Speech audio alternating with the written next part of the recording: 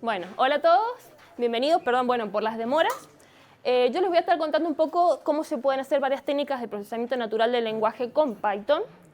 Antes que nada me presento, soy Andrea Navarro, soy ingeniera en informática, soy docente en la Universidad de Mendoza en la carrera de Ingeniería en Informática, donde doy las cátedras de programación y de inteligencia artificial.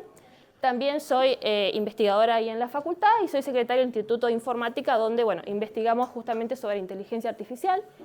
Y soy tutora en las materias TIF de la materia, eso significa que yo soy la que ayudo un poco a los alumnos que se dedican a hacer su trabajo final de inteligencia artificial o de análisis de datos. Y también soy cofundadora de Juncotic, que es una web donde hacemos un poco de difusión y algunos cursos y capacitaciones.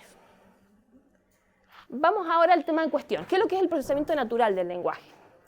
El procesamiento natural del lenguaje es una intersección entre dos disciplinas muy importantes, la inteligencia artificial por un lado y por otro lado la lingüística.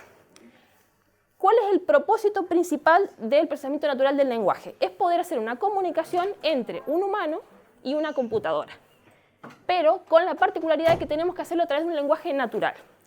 ¿Qué sería un lenguaje natural? Un lenguaje natural es uno que no ha sido diseñado ni creado específicamente por personas, como podría ser un lenguaje de programación con el que nosotros claramente nos podemos comunicar con una computadora.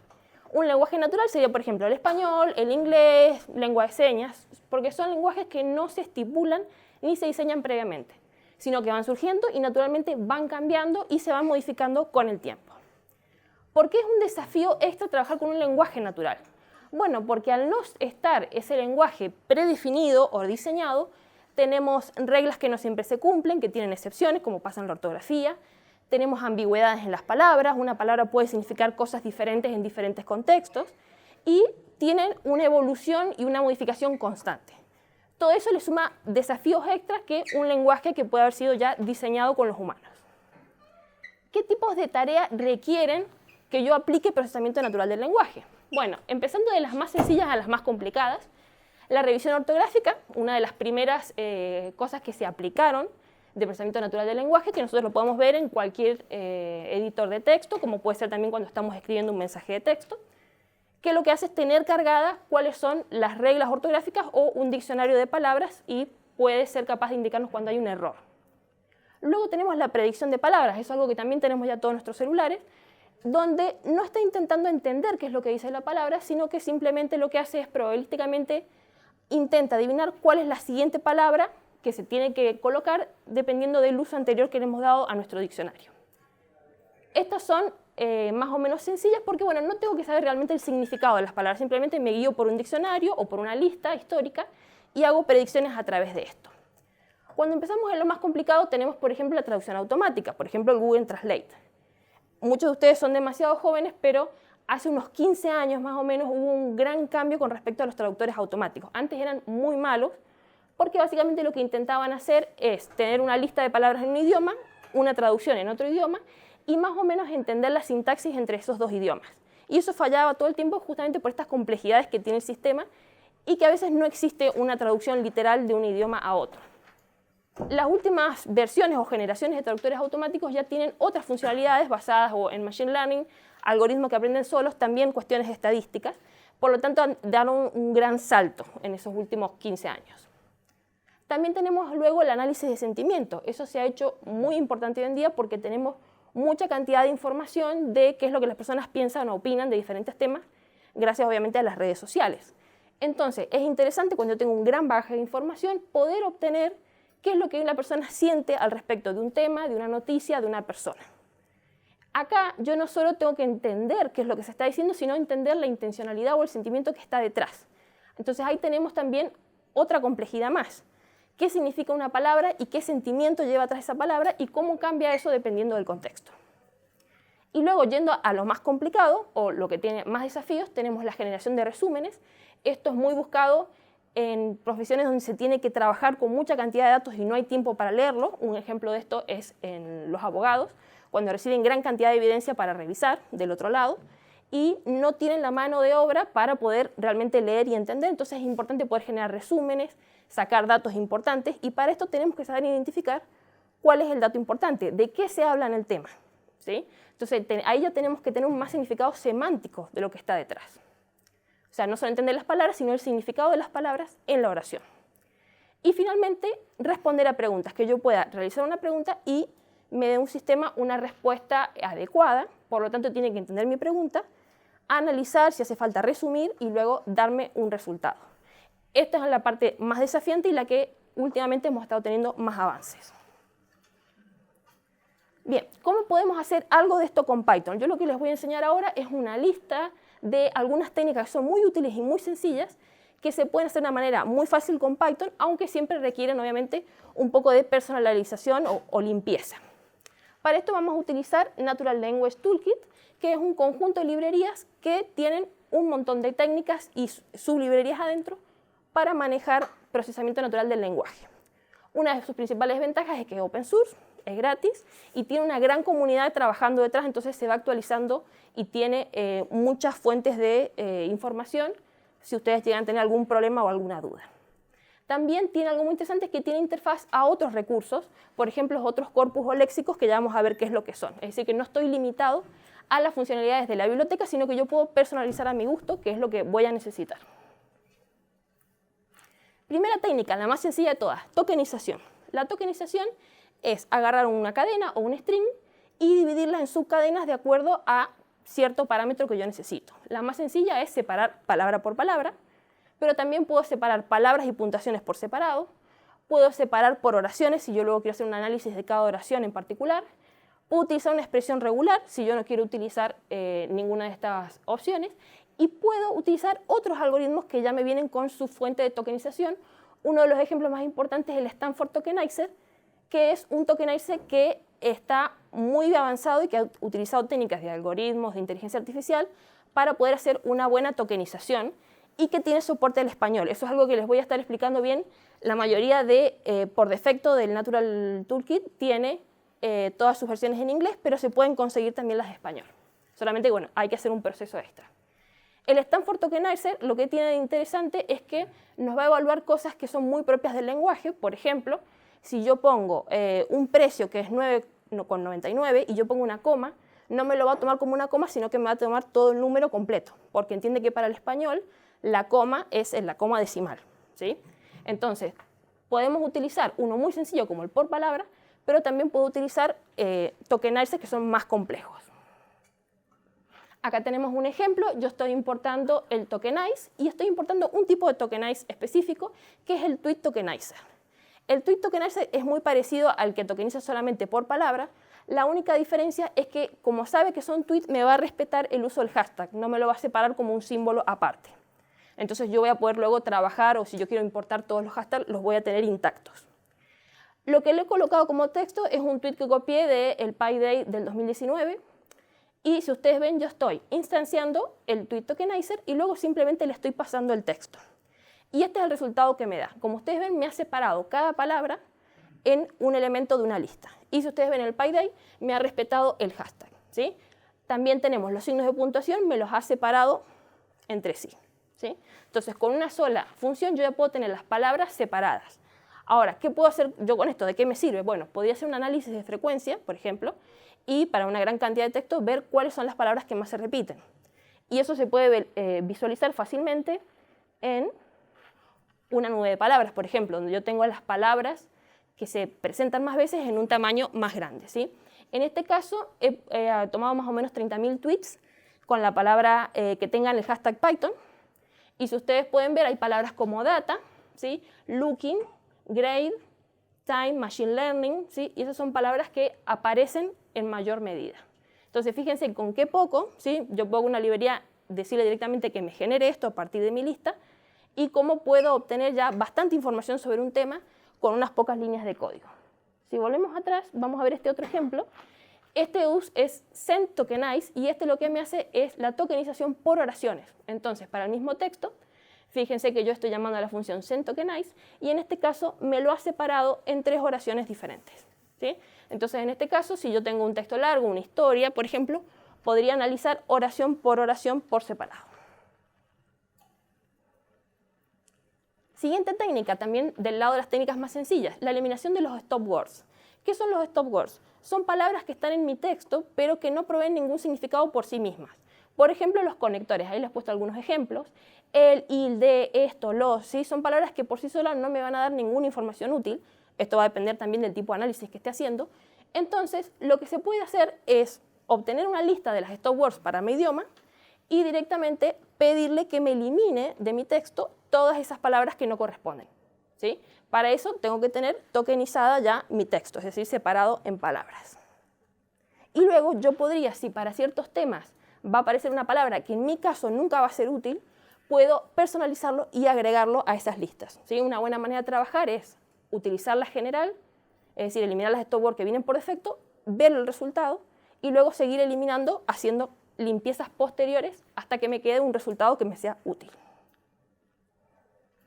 Acá podemos ver que estoy importando del corpus, ¿bien? Un corpus lo que es un conjunto de texto real a la que ya se le ha hecho cierta preparación. En este caso, este corpus es una lista de stop words, ¿sí? Entonces, en este caso yo tengo mi texto ya tokenizado, fíjense que ya está separado por palabras, y lo que estoy haciendo acá es, con el texto tokenizado, estoy revisando, primero lo estoy pasando todo a minúscula para que no me genere conflicto si son mayúsculas o minúsculas, y lo que estoy diciendo es que me busque las palabras que son stop words en inglés, y que si existe alguna de esas palabras, entonces no me lo cargue en la lista. Es decir, que voy a tener una lista de todos esos textos, todas esas palabras, pero sin las stop words. Si ustedes comparan el resultado, tenemos el want, el to lo ha sacado el and, el signo de interrogación lo ha dejado, ha sacado el are, ¿sí? Entonces, fíjense cómo ya tenemos una lista mucho más significativa de palabras, ¿sí? Tenemos también, y esto sí ya viene cargado, acá tenemos el tweet que se enviaron del PyDay, y fíjense que en este caso estoy pidiéndole que me traiga la de español, y me está reconociendo igualmente el él, es, un, todas esas palabras me las reconoce como stop words y me las está eliminando, ¿sí? Fíjense, muchos de los toolkits que vienen de procesamiento natural del lenguaje ahora están siendo agregados los emojis, para que también sean capaces de reconocerlos. Bien, y acá tenemos la misma stop word de antes, solamente que en este caso yo le he sacado las stop words en inglés. Y fíjense cómo está cambiando la distribución de las palabras. Ahora una de las palabras más importantes, aparte de Python obviamente, tenemos programming, tenemos JavaScript, Machine Learning está más grande, tenemos coding más grande, ¿sí? Y tenemos Big Data, ¿sí? Solamente con eliminar las palabras, los stop words, ya estoy dando un resultado que es un poco más limpio y más representativo del significado de los datos. Ahora pasando a una de las técnicas un poco más complejas, tenemos el part of speech. El part of speech lo que quiere es categorizar cada una de las palabras de acuerdo a la clasificación léxica. ¿Qué sería la clasificación léxica? Si es un sustantivo, si es un adjetivo, si es un verbo, si es un adverbio. ¿Cómo se funciona? Trabajamos con corpus que ya están etiquetados, es decir, una gran cantidad de texto que ya dice tal palabra es un verbo, tal palabra es un adjetivo, y lo que vamos a hacer es cuando le presentemos un nuevo texto, va a intentar etiquetar cada una de las palabras. Muchos de estos corpus vienen trabajando también con aprendizaje automático, es decir, que van aprendiendo con el tiempo a través de correcciones. También lo podemos hacer basado en expresiones regulares, por ejemplo, en inglés yo podría hacer que todo lo que termine en ing es un verbo. Y también los tenemos basados en n-gramas, que esos aprenden a partir de funciones estadísticas. Es decir, una palabra en específico, ¿cuántas veces suele ser un verbo? Entonces, a partir de eso se calcula la posibilidad de que sea un verbo o sea un adjetivo. Porque recordemos que en diferentes idiomas, inclusive el español, una palabra puede ser, por ejemplo, la palabra naranja, puede ser un sustantivo la fruta o puede ser un adjetivo el color, ¿sí? Entonces, no siempre vamos a poder etiquetar correctamente las palabras, siempre hay un rango de error. ¿Cómo utilizamos esto? Bueno, NLTK viene con la función post-tag. Esta función solamente funciona con un corpus en inglés, no tenemos la versión en español, pero si ustedes ven, por ejemplo, learn, ¿sí? Me dice que es un verbo, Python me dice que es un nombre propio, que está bien, un sustantivo propio, no siempre, si ustedes ven acá, no siempre lo va a hacer bien, are está bien que es un verbo, acá tenemos otro verbo, también los tenemos subclasificados en tiempos verbales, por ejemplo, want, que sería un verbo, fíjense que me lo está tomando como un sustantivo propio, probablemente porque está en mayúscula, ¿sí? Es decir, no tenemos una exactitud del 100%, todas estas librerías lo que tienen es que tienen una función muy general. Si yo estoy tratando de analizar un texto, por ejemplo, de medicina, lo ideal sería que yo entrene un corpus específico con los datos o con las palabras que se utilizan en ese ambiente para poder hacer que sea mucho más acertado el resultado. Pero fíjense que inclusive utilizando el general, yo ya tengo una buena idea de qué función cumplen las palabras en mi archivo. Ahora, ¿qué puedo hacer con esto? ¿Para qué me sirve? Bueno, imagínense que ustedes quieren analizar una obra de teatro o quieren analizar una novela. Ustedes lo que pueden hacer es, por ejemplo, separar todos los nombres propios y luego ver la frecuencia con la que aparecen. Y con eso solamente ustedes ya van a poder saber quiénes son los personajes, quién es principal y quién es secundario, de acuerdo a cuántas veces es nombrado en el texto, dónde ocurre la acción, porque también vamos a tener los lugares geográficos, ¿sí? Con muy poco se puede obtener mucha información, y eso es lo interesante.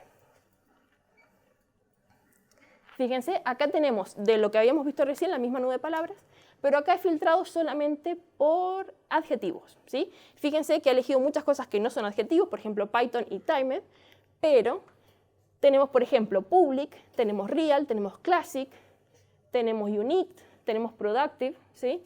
Useful, tenemos un montón de adjetivos asociados al tema del que se está hablando, ¿sí? Si ustedes lo hacen esto, por ejemplo, en un análisis de opiniones que se da sobre un producto de Mercado Libre, van a ver cuáles son los adjetivos con los que se refiere a la gente más al envío o al producto o al vendedor, ¿sí? Entonces ya nos podemos tener un primer paso para adentrarnos en qué es lo que está pasando en ese cuerpo de texto. Obviamente, ¿qué es lo que debería hacer si yo quiero llevar esto a un nivel productivo?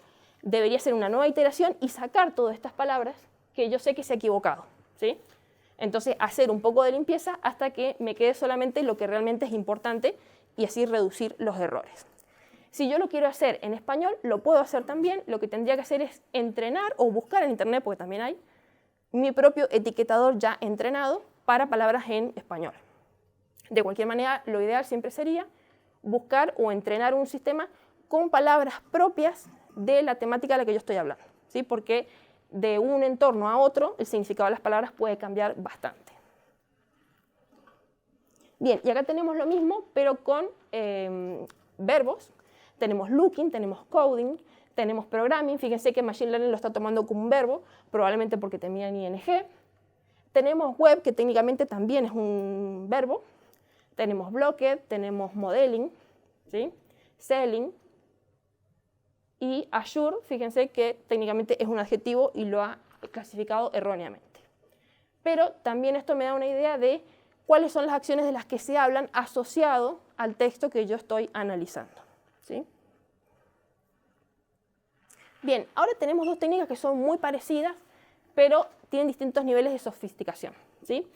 Primero tenemos el stemming. El stemming lo que busca es cortar los sufijos de las palabras y dejarlos en la raíz o stem.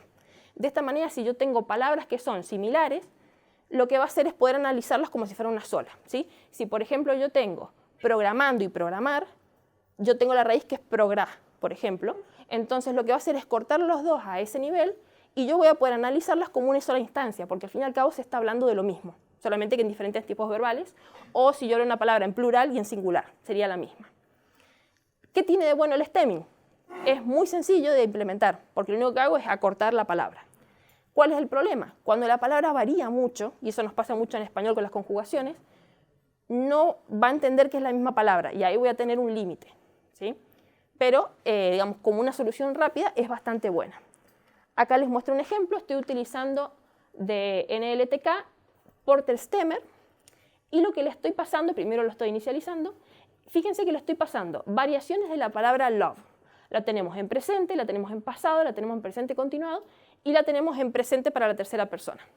Lo mismo con el verbo estudiar y luego tenemos diferentes variaciones del verbo to be, ¿sí? Ahora, lo que estoy haciendo es recorriéndolo y lo único que estoy haciendo es pidiéndole que me genere la raíz de cada una de las palabras y me genere una lista. Si vemos la lista, fíjense que love me las ha identificado todas como la misma palabra. Eso está bueno, pues significa que si yo hago una nube de palabras o una frecuencia, me lo toma como un solo término. Pero, fíjense, study. Study con la I latina no significa absolutamente nada, ¿sí? Pero me lo ha tomado como la raíz. ¿Bien?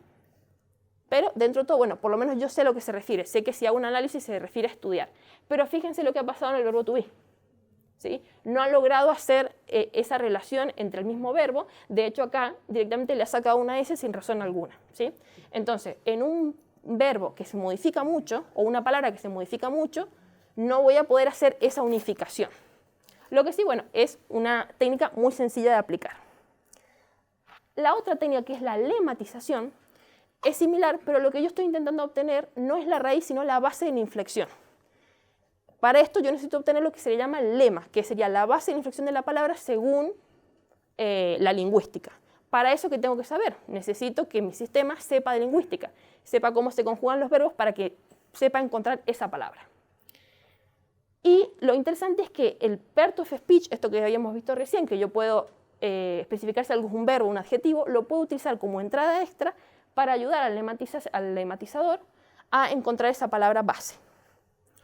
Entonces, es más complejo el sistema porque tiene que tener ya conocimiento de lingüística y tengo que entrenarlo para eso en el caso de que yo quiera, por ejemplo, uno en español o encontrar un lematizador que tenga lo que yo quiero, pero el resultado puede ser mucho mejor. En este caso estoy utilizando Wordner Lematizer, que también me lo da en LTK, lo estoy inicializando y para la misma cantidad de palabras, el mismo tipo de palabras, lo que le estoy diciendo es que me lo lematice. Y le estoy pasando la palabra, pero también le estoy pasando qué tipo es. En este caso le estoy diciendo que es un verbo, ¿sí? Porque de hecho son todos estos verbos. ¿Cuál es el problema acá? ¿Vieron cuando habíamos visto los parts of speech que no me daba este formato? Me decía B, B, B alta, por ejemplo, ¿sí? El problema es que no todos los parts of speech me van a devolver una misma clasificación de la que voy a necesitar en todos los lematizadores. Puede que haya ciertos conflictos. Entonces lo que tengo que hacer es mapear de un part of speech a un lematizador para que me pueda reconocer cuáles son verbos, cuáles sustantivos, cuáles adjetivos, ¿sí? Entonces acá también tengo un trabajo extra si quiero utilizar la salida del part of speech como entrada al lematizador. En este caso no tengo ese problema porque yo sé que son todos verbos. Fíjense cómo ha tomado el love correctamente, el study correctamente, bien escrito, y fíjense cómo ha reconocido que todos estos son variaciones del verbo to be, ¿sí? Entonces, sí voy a tener un mejor resultado a la hora de agrupar esos elementos, ¿sí? Lo que me va a generar es, bueno, si yo estoy haciendo una nube de palabras o un análisis de frecuencia, me va a agrupar palabras que en el fondo significan lo mismo, solamente que están expresadas en diferente manera. Acá vemos la misma word cloud de antes, solamente que lo he pasado por un proceso de lematización. Fíjense que antes decía programming y ahora me lo ha acortado a program, lo cual significa que se decía programmed o program, me lo ha juntado todo, lo mismo con machine learning. Este sería code y fíjense que este sí me lo ha cortado a code solamente. El que era looking ahora es look. ¿Bien? Teníamos también learning, que ahora es solamente learn. Bien, pero fíjense cómo también me está cambiando un poco el significado y se está volviendo todavía más significativo de lo que debería ser un conjunto de tweets que hablan sobre Python. Sí. Bien, y finalmente, el análisis de polaridad. ¿Qué es el análisis de polaridad? Es cuando yo quiero hacer un análisis de sentimiento, yo lo que puedo hacer es darle valores positivos o negativos a diferentes palabras dependiendo de qué emoción expresan. Si es una expresión muy positiva, tiene un valor más alto, generalmente se mueven entre -1 y 1, 1 sería lo más positivo, -1 lo más negativo, y 0 sería un comentario o una palabra neutral. ¿Y qué es lo que usan para etiquetar una palabra como positiva o negativa? Un léxico, básicamente un diccionario, donde yo ya tengo una lista de palabras como positivas o negativas. ¿Qué ventaja tiene? Yo puedo personalizar, y voy a tener que personalizar. ¿Por qué? Porque una misma palabra puede significar algo muy bueno o muy malo dependiendo del contexto. Por ejemplo, si yo digo que algo es terrorífico, generalmente es algo malo. Ahora, si yo estoy calificando un juego de terror, es algo positivo, ¿sí? También hay que ver que diferentes contextos de personas son más vocales a la hora de hablar negativa o positivamente. Por ejemplo, cuando se hacen críticas a videojuegos, la gente tiende a tener un idioma un poco más negativo. En cambio, la gente cuando clasifica, no sé, música, tiende a ser más positiva, por ejemplo, ¿sí? Y también, bueno, cómo las palabras se pueden usar, la ironía es un problema también, ¿sí? Cuando yo uso una palabra buena como si fuera algo malo, bueno, tenemos muchas cosas para ir ajustando. En este caso estamos utilizando Vader Sentiment, ¿sí? Que es un sistema que ya viene con su lexicon con varias palabras. Y lo que yo estoy haciendo es inicializando el Sentiment Intensity Analyzer. Y fíjense que yo tengo 3 reviews de productos. En la primera estoy diciendo que es un gran producto y que tiene muy buena calidad. En el segundo digo que está bien, pero que es un poco caro. Y en el tercero digo que el producto es inútil, ¿sí? No sirve para nada. Luego le estoy pidiendo que me haga un Polarity Score y le estoy pasando las reviews completas. Fíjense que este no requiere que yo tokenice, únicamente le puedo pasar la oración completa. Y estos son los resultados. Me va a decir cuánto valor negativo en la oración, cuánto neutral, cuánto positivo y un resultado final. Cuanto más se acerque uno es más positivo. Si tengo un valor de 0, sería más bien neutral, y un valor negativo sería un comentario negativo. Luego yo debería ajustar, dependiendo justamente de este contexto, cuál sería mi rango para considerar finalmente el mensaje como positivo o negativo. Y eso lo voy a tener que ir ajustando viendo mis resultados. Pero muy rápidamente yo puedo hacer este análisis. ¿Dónde podemos utilizar todas estas técnicas que yo les mostré? Como les decía antes, en resúmenes automáticos, que se utiliza mucho hoy en día porque tenemos grandes grupos de información, extracción de datos relevantes. Luego, si ustedes ven una tendencia en Twitter y aplican esto, pueden saber de quién se está hablando, cómo se está hablando, por qué se está hablando. Estrategias de marketing justamente por el análisis de sentimientos. Luego, para hacer más sofisticados los chatbots, cuanto más entienda lo que le está diciendo el usuario, mejor puede interactuar. Y finalmente, para mejorar motores de búsqueda. Yo tengo que entender qué es lo que la persona está buscando y si eso está o no y qué tan importante es en las páginas que le voy a mostrar para intentar ver la relevancia. Bien, eso sería todo. Como una cosa que quería aclarar es, bueno, este tipo de algoritmos son muy útiles, pero son generalizados, ¿sí? Cuando yo quiero aplicarlo para algo en específico, lo que voy a tener que hacer es siempre ir retocando, ir iterando hasta mejorarlo para mi contexto específico, justamente por la complejidad que tiene un lenguaje natural. Gracias.